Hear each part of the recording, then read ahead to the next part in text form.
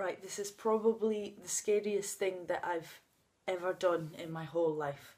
I actually can't think of anything scarier. So far, so good, surprisingly.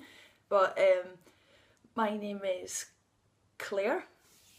I've lived my whole life with a stutter, and I just wanted to make a video.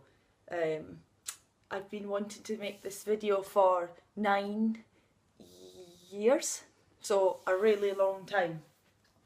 There was probably a few things that has stopped me from making it, and the main thing is me. Me and thinking that like, how can a person with a stutter make a video, like make a video for YouTube for absolutely anybody to see it. And yeah, so I was just like scared, basically scared shitless. and I kind of am right now, because this is the worst thing I've ever done. But actually, so far so good. So yeah, my name's Claire, and I've had a speech impediment ever since I can remember. So my mum says it started when I was 5. Oh my god, this is actually really surprising me. I'm quite good at talking about myself, actually. So I just seem to just tell a spiel, and it all just seems to come out nicely. But say if I'm meeting people for the first time, then I can have what they call a block. So instead of repeating the first letter of the word, like sugar, there's like a different kind of impediment where you block. So say I wanted to say like my name, like you kind of heard it there. Usually I stutter when people ask me my name, so I'll go Claire. So it doesn't really come out straight away. It's like something in the back of my throat is just not even letting me start the word. Yeah, okay, so I've kind of gone off on a tangent here, but I wanted to talk about my speech impediment. So yeah, I was about 5, and my mum took me to the hospital to go see a therapist, and I hated it. I couldn't stand it. Oh wow. I just remembered something else I wanted to say, and it was before I started my story. So basically, I'm now in my 30s, and it's taken me this long to accept who I am. Throughout my whole life, I would hide it. I would like say, I try and say different words. So yeah, I just say like basically another word, like a filler, because in my head then I'd be thinking, oh, I stutter with words that begin with C and T, so I'll have to find a different word. But yeah, so now I'm 31, and probably for the last 4 years I've actually just accepted my stutter, and if I stutter in front of people, whoa, this is kind of emotional. So if I stutter in front of people, that's fine. That's me. They can like it or lump it. So I think this is emotional because I've been wanting to do this for so long. Right, I'm just going to take a second. It's a lovely sunny day here today. I currently live in Jersey Channel Islands, so the sky is blue and the sun is out. So that can make me happy. So yeah, so only now have I accepted myself for who I am, and if I stutter on the video, I stutter, and I don't mind. That's absolutely fine, because that's me. So yeah, if you have like, maybe you have a speech impediment, or you have been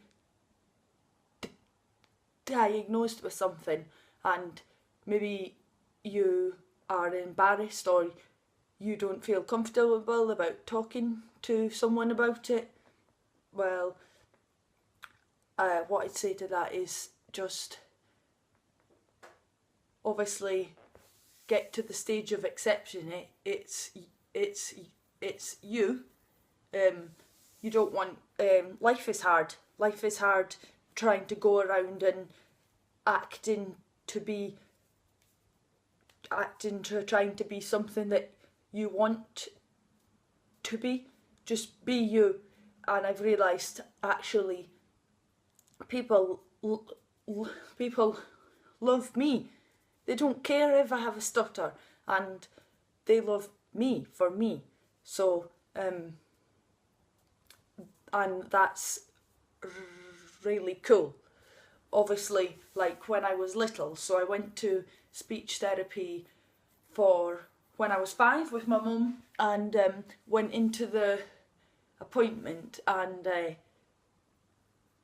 the therapist was called Claire, and she also had a stutter, and I really didn't enjoy it. She had like she was flipping cards over with pictures on them, and she was getting me to say what the pictures were, and I just, like, one of the pictures was a ball, so I was just like, that's a ball, like why on earth am I doing this? When I was 5, I thought it was silly. All I wanted to do was leave. So I ran out the room, and my mum came after me, and I said, basically, I'm not having this, and I don't want to go back in. And so we left, and we went to the car, and I never had speech therapy for another 7 years, till I started high school. I think that was when it was hard, because I went to you go to like a massive school, and you don't know anybody, and obviously everybody is just trying to be cool and have lots of friends, and so you need to speak and get to know people, and that was really hard at that age. But that's when I started going back to speech therapy, and wow, I've hardly stuttered at all. So, well, actually, these videos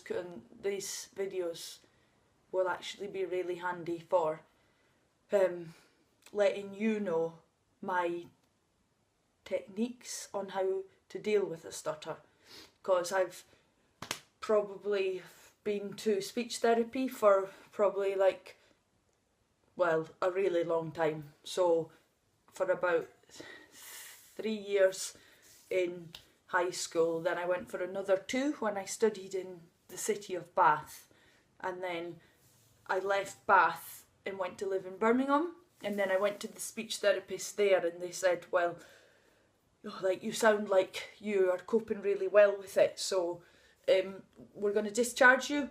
Like, you've learned a lot of you can deal with it well. Just remember on the coping mechanisms, and you'll be fine. Just come back and see us if you feel like it.